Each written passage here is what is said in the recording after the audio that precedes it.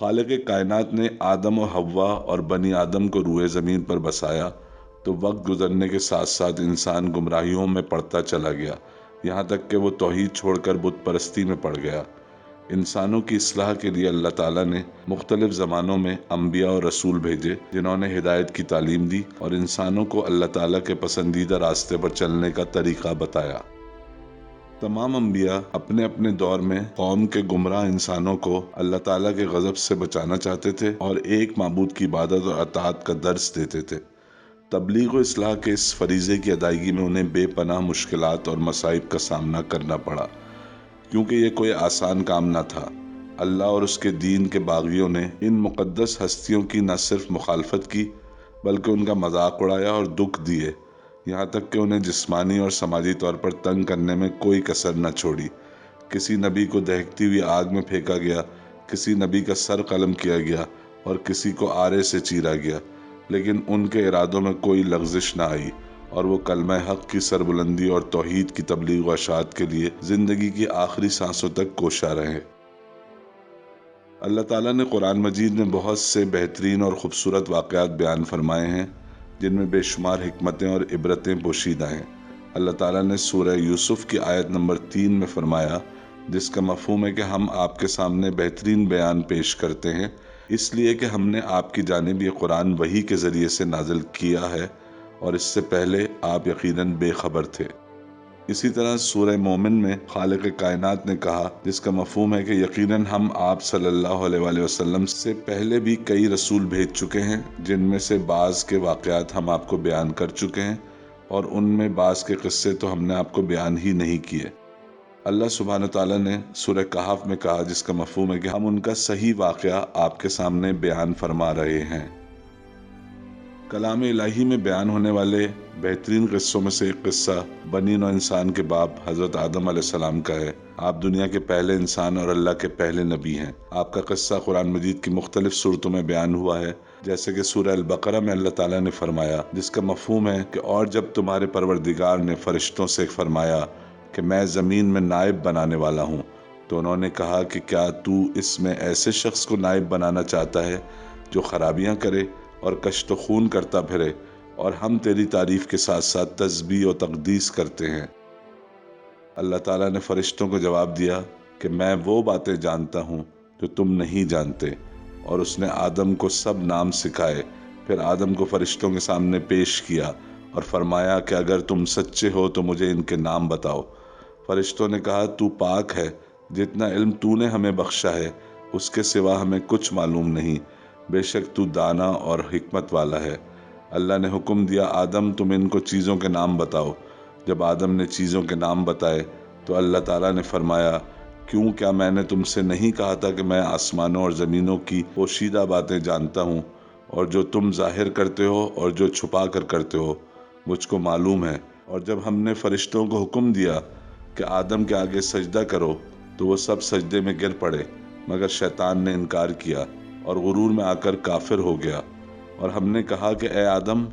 تم اور تمہاری بیوی جنت میں رہو اور جہاں سے چاہو بے روک ٹوک کھاؤ، لیکن اس درخت کے پاس نہ جانا ورنہ تم ظالموں میں شمار کیے جاؤ گے۔ پھر شیطان نے دونوں کو وہاں سے پھسلا دیا اور وہ جس عیش و نشاط میں تھے اس نے انہیں نکلوا دیا۔ تب ہم نے حکم دیا کہ چلے جاؤ، تم ایک دوسرے کے دشمن ہو اور تمہارے لیے زمین ایک وقت تک ٹھکانہ اور معاش ہے۔ پھر آدم نے اللہ تعالیٰ سے کچھ کلمات سیکھے تو اللہ نے ان کا قصور معاف کر دیا، بے شک وہ معاف کرنے والا اور صاحب رحم ہے۔ ہم نے فرمایا، تم سب یہاں سے اتر جاؤ، جب تمہارے پاس میری طرف سے ہدایت پہنچے تو اس کی پیروی کرنا۔ جنہوں نے میری ہدایت کی پیروی کی انہیں نہ کوئی خوف ہوگا اور نہ وہ غمناک ہوں گے، اور جنہوں نے قبول نہ کیا اور ہماری آیتوں کو جھٹلایا وہ دوزخ میں جانے والے ہیں اور ہمیشہ اس میں رہیں گے۔ جب فرشتوں نے اللہ تعالیٰ سے یہ سوال کیا، کیا تو ایسے شخص کو نائب بنانا چاہتا ہے جو خرابیاں کرے اور کشت و خون کرتا پھرے، تو اس کا مقصد نہ تو اللہ تعالیٰ کے کام پر اعتراض کرنا تھا اور نہ ہی حضرت آدم کے مقام و مرتبے کا انکار کرنا مقصد تھا، اور نہ انسان سے حسد کا کوئی جذبہ اس سوال کے پیچھے کار فرما تھا، بلکہ وہ یہ بات جانتے تھے کہ ایسا ہی ہونا ممکن ہے، کیونکہ وہ زمین پر آباد ہونے والی مخلوقات، خاص طور پر جنات کے حالات دیکھ چکے تھے۔ اس سلسلے میں حضرت عبداللہ بن عباس سے حدیث ہے جس کا مفہوم ہے کہ حضرت آدم کے وجود میں آنے سے پہلے زمین پر جنات تقریباً 2000 سال سے آباد تھے، اور جب انہوں نے قتل و غارت گری شروع کی تو اللہ تعالیٰ نے فرشتوں کا لشکر زمین پر بھیجا جنہوں نے ان فسادی جنات کو دور دراز کے سمندری جزیروں کی طرف دھکیل دیا۔ اسی تجربے کی وجہ سے فرشتوں نے کہا کہ اور ہم تیری تسبیح، حمد اور پاکیزگی بیان کرتے ہیں، جس کا مطلب یہ تھا کہ ہم میں سے کوئی بھی تیری نافرمانی نہیں کرتا اور ہمیشہ تیری ہی عبادت کرتا ہے، اور اگر انسانوں کی تخلیق کا مقصد یہ ہے کہ وہ تیری عبادت کریں تو اس کام کے لیے تو ہم ہی موجود ہیں جو دن رات کسی کوتاہی یا اکتاہٹ کے بغیر تیری عبادت میں مشغول رہتے ہیں۔ جس کے جواب میں اللہ تعالیٰ نے فرمایا کہ جو کچھ میں جانتا ہوں وہ تم نہیں جانتے، یعنی مجھے انسانوں کی تخلیق کی وہ حکمت معلوم ہے جو تمہیں نہیں معلوم ہے۔ مطلب یہ کہ انسانوں میں نبی، رسول، صدیق، شہداء اور نیک لوگ پیدا ہوں گے، اور اس کے بعد اللہ تعالیٰ نے فرشتوں پر آدم کی علمی برتری واضح کی اور آدم علیہ السلام کو تمام نام سکھا دیے، وہ نام جو چھوٹی چھوٹی چیزوں کے ہیں جن سے لوگ ان چیزوں کو پہچانتے ہیں اور ایک دوسرے کو اپنی بات سمجھاتے ہیں۔ حضرت ابن عباس نے مزید فرمایا کہ اللہ نے انہیں رکابی اور ہنڈیا کے بھی نام سکھا دیے، یہاں تک کہ ہر جانور اور ہر پرندے کا نام بھی سکھایا۔ حضرت آدم علیہ السلام اور حضرت حوا علیہ السلام جنت میں رہنے لگے اور شیطان اپنے کام یعنی انسانوں کو بہکانے کے عمل میں مصروف ہو گیا، اور پھر وہی ہوا جو ہم سب نے سن رکھا ہے۔ لیکن یہ واقعہ کہ حضرت آدم اور بی بی حوا جنت سے کیوں نکالے گئے، اللہ تعالیٰ نے قرآن مجید کی سورہ الاعراف کی آیت 19 سے آیت 25 میں کچھ یوں بیان کیا ہے، جس کا مفہوم ہے کہ اور ہم نے آدم علیہ السلام سے کہا کہ تم اور تمہاری بیوی بہشت میں رہو اور جہاں سے چاہو اور جو چاہو کھاؤ، مگر اس درخت کے پاس نہیں جانا ورنہ گناہگار ہو جاؤ گے۔